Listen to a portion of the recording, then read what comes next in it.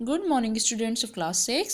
बच्चों, आज हम संस्कृत में चैप्टर 10 रीड करेंगे जिसका नाम है कृषिकाः कर्मवीरा।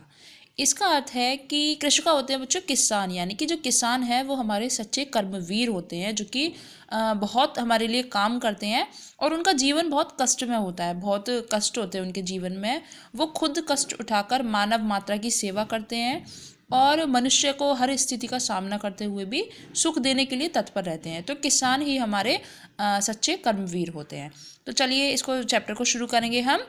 सूर्यस्त पतु मेघाम वा वर्षंतु विपुलम जलम कृषिका कृषिको नित्यम शीतकाले अपि कर्मठो।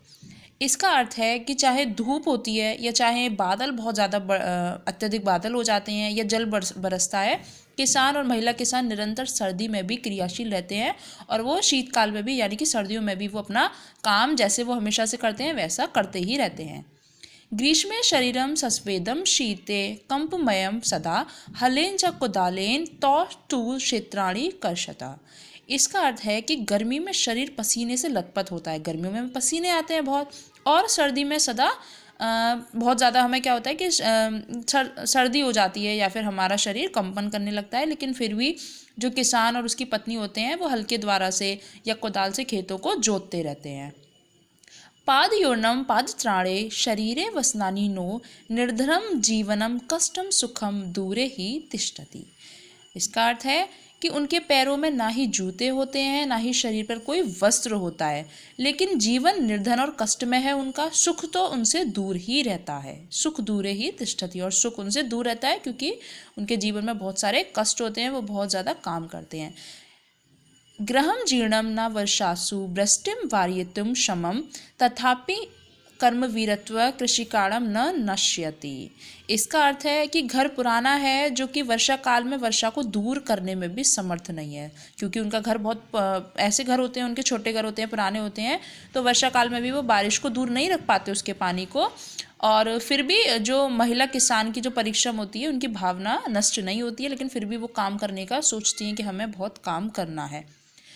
तयो श्रमेण क्षेत्राणि सस्यपूर्णानि सर्वदा धरित्री सरसा जाता या शुष्का कंटकाव्रतः।